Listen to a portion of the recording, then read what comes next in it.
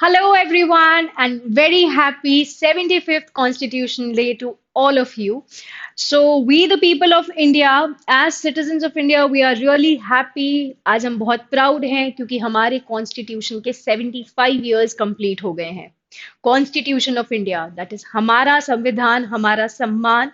अब यहाँ पे कॉन्स्टिट्यूशन की अगर बात करें तो यार फंडामेंटल डॉक्यूमेंट है जो हमारे हर लॉ का बेसिस है, फाउंडेशन है, एक गाइडिंग प्रिंसिपल है, गाइडिंग लाइट है for all of us as citizens. तो इसलिए ये समझना तो बहुत ही जरूरी है कि इंडियन कॉन्स्टिट्यूशन कैसे आया, कैसे आइडिया आया, किस तरीके से बनाया गया एंड वाई 26 नवंबर. ठीक है, तो इसी सब चीजों को डिस्कस करते हैं इस सेशन में. Hi, this is Survi Bhatia, and let's start without any further ado. So, अगर हम बात करें इंडियन कॉन्स्टिट्यूशन के आइडिया की, तो ये आइडिया दिया गया बाय एम एन रॉय. इन्होंने 1935 में आइडिया दिया कि इंडिया का भी एक कॉन्स्टिट्यूशन होना चाहिए, एक रूल बुक होनी चाहिए जो इंडियन सिटीजन्स को, इंडियन गवर्नमेंट को गवर्न करे. तो इस आइडिया को लेकर ब्रिटिशर्स के पास ले जाया गया, बट ब्रिटिशर्स ने ये बात नहीं मानी. इंडियन नेशनल कांग्रेस, मुस्लिम लीग, इन सबको तो आइडिया बहुत अच्छा लगा, बट ब्रिटिशर्स ने ये बात नहीं मानी. बट यहाँ पर बहुत सी कमिटीज के बाद, कमीशंस के बाद, लड़ाई झगड़े के बाद फाइनली 1946 में हमारी फर्स्ट कॉन्स्टिट्यूएंट असेंबली बनी. अ ग्रुप ऑफ 389 मेंबर्स, जहां पर फ्रॉम अक्रॉस द कंट्री, जहां पर ये लोग ये बात करने वाले थे कि इंडियन कॉन्स्टिट्यूशन में क्या होना चाहिए, क्या इंडियन सिटीजन्स के लिए जरूरी है, क्योंकि इतने सालों से प्रताड़ित हो रहे थे भाई, सफर कर रहे थे. तो यहाँ पर अपने राइट्स, अपनी ड्यूटीज के बारे में कहीं ना कहीं चीजें बहुत ज्यादा इंपॉर्टेंट थी. तो ये 389 मेंबर्स की फर्स्ट मीटिंग हुई ऑन 9 दिसंबर 1946. उस वक्त इंटरिम प्रेसिडेंट, मतलब जब तक प्रॉपर इलेक्शंस नहीं हुए तब तक प्रेसिडेंट थे डॉक्टर सच्चिदानंद सिन्हा. फाइनली जब प्रॉपर इलेक्शंस हुए तो the first president of constituent assembly बने डॉक्टर राजेंद्र प्रसाद. अब इंडिपेंडेंस तो मिल गई 1947 15 अगस्त को, बट यहाँ पर कमिटीज बनाई गई डिफरेंट टू डील विद अलग अलग चीजें. जैसे एक कमेटी फंडामेंटल राइट्स को डील करेगी, एक कमेटी माइनॉरिटी के राइट्स को डील करेगी, एक कमेटी रिजर्वेशंस के एस्पेक्ट पे, एक कमेटी फॉर नेशनल फ्लैग. तो यहाँ पर टोटल 22 कमिटीज बनाई गई, 7 मेजर कमिटीज एंड बाकी माइनर कमिटीज. इसमें से एक कमेटी जो बहुत ज्यादा इंपॉर्टेंट थी वो थी ड्राफ्टिंग कमेटी, जिसका काम था इन सारी कमिटीज के काम को कंपाइल करके फाइनली एक कॉन्स्टिट्यूशन बनाना, एक फाइनल डॉक्यूमेंट बनाना. तो यहाँ पर ड्राफ्टिंग कमेटी के ही हेड है doctor B R Ambedkar. Doctor B R Ambedkar को इसीलिए फादर ऑफ इंडियन कॉन्स्टिट्यूशन बोला गया है, क्योंकि इन्हीं ने ही यहाँ पर गाइड किया था कि किस तरीके से हमारा कॉन्स्टिट्यूशन बनना चाहिए. ड्राफ्टिंग कमेटी में डॉक्टर बी आर अंबेडकर के साथ साथ थे और 7 मेंबर्स. तो फर्स्ट जो मीटिंग हुई थी ड्राफ्टिंग कमेटी की वो हुई थी इंडिपेंडेंस के बाद 29 अगस्त 1947 को. अब यहाँ पर ड्राफ्ट बहुत आसान लग रहा है कि भाई कमिटीज का काम लाकर देना था, ड्राफ्टिंग कमेटी का काम था कि वो सारा कंपाइल कर दे. बट इंडियन कॉन्स्टिट्यूशन बनाना उतना भी आसान नहीं था, क्योंकि इंडियन कॉन्स्टिट्यूशन को बनाने के लिए 60 कंट्रीज का कॉन्स्टिट्यूशन रेफर किया गया, ऑलमोस्ट 60 कंट्रीज का. हर कॉन्स्टिट्यूशन के इंपॉर्टेंट प्रोविजंस, उनके अच्छे प्रोविजंस जो इंडिया के लिए सूटेबल है, यहाँ के लोगों के लिए सूटेबल है, यहाँ के कंडीशंस के अकॉर्डिंग सूटेबल है, उन्हें इंडियन कॉन्स्टिट्यूशन के लिए चुनना अपने आप में ही एक बहुत बड़ा काम था. जैसे प्रियम्बल का आइडिया आया यूएसए से, बट प्रियम्बल में जो इक्वालिटी, फ्रेटर्निटी, लिबर्टी का आइडिया है वो आया फ्रेंच रेवोल्यूशन से. फंडामेंटल राइट्स का आइडिया आया यूएसए से, बट देन डायरेक्टिव प्रिंसिपल्स का आइडिया आया. कमेंट बॉक्स में बताना. ठीक है, तो यहाँ पर 60 कंट्रीज के कॉन्स्टिट्यूशन को रेफर किया गया पूरा कॉन्स्टिट्यूशन बनाने के लिए.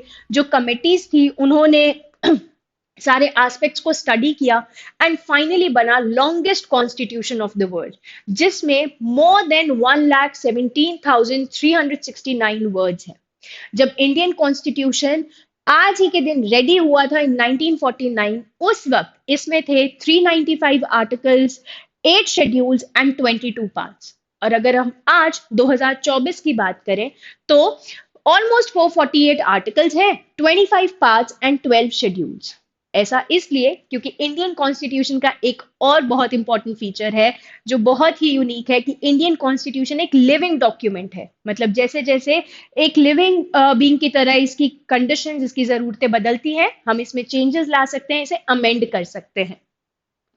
मूविंग ऑन, इंडियन कॉन्स्टिट्यूशन बनाया गया बखूबी, बट ये प्रिंट नहीं करवाया गया, इसे एक्चुअली लिखा गया था। It is hand written and इसे इन कैलीग्राफी लिखा था प्रेम बिहारी नारायण रायजादा ने, एंड इनको ऑलमोस्ट 5 साल लगे थे एक प्रॉपर हैंड रिटन डॉक्यूमेंट को रेडी करने में। एंड सिर्फ इतना ही नहीं, जो आर्टिकल्स हैं, जो पार्ट्स हैं, अगर आप उनके ऊपर देखेंगे तो वहां पर आपको ऐसे इलस्ट्रेशंस दिखेंगे। तो ये इलस्ट्रेशंस भी जो शांति निकेतन के आर्टिस्ट थे उन्होंने बनाए थे, and primarily Nandlal Bose and Ram Manohar Sinha, they contributed in illustrations को बनाने में। तो यहाँ पर ये जो हैंड रिटन इन इलस्ट्रेशंस वाला एस्पेक्ट है, दिस समवट सिग्निफाइज कि कितना एक इम्पॉर्टेंट डिवोशन था टुवर्ड्स कि हाँ हमारा इंडियन कॉन्स्टिट्यूशन अच्छा दिखना चाहिए, एक रिस्पेक्ट थी इंडियन कॉन्स्टिट्यूशन की।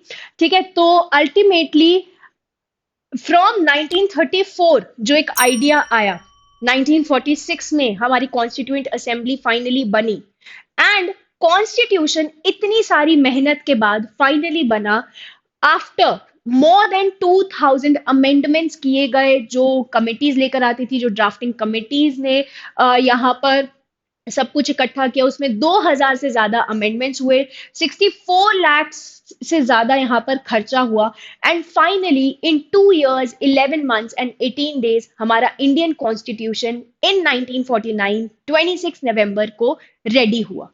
तो यहाँ पर इफ यू सी, तो जो ये ब्लैक एंड गोल्डन है, तो ये यहाँ पर सिग्निफाई किया that black and golden work was for the cover of हमारा most important document of the country, Indian constitution.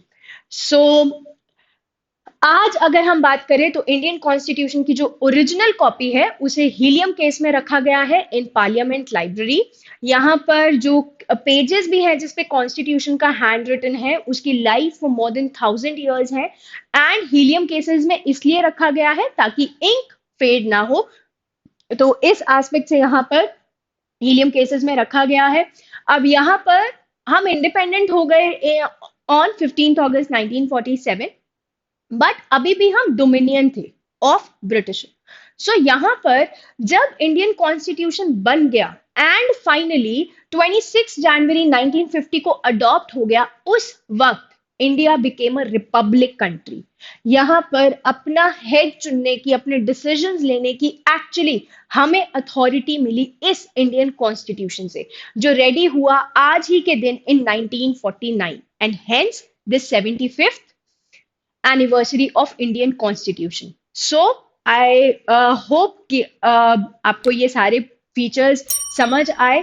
The legacy continues, आज 75 ईयर्स हुए हैं एंड वी आर प्राउड कि हमारी इंडियन डेमोक्रेसी के लिए एक बहुत ही इंपॉर्टेंट स्टेप हुआ है।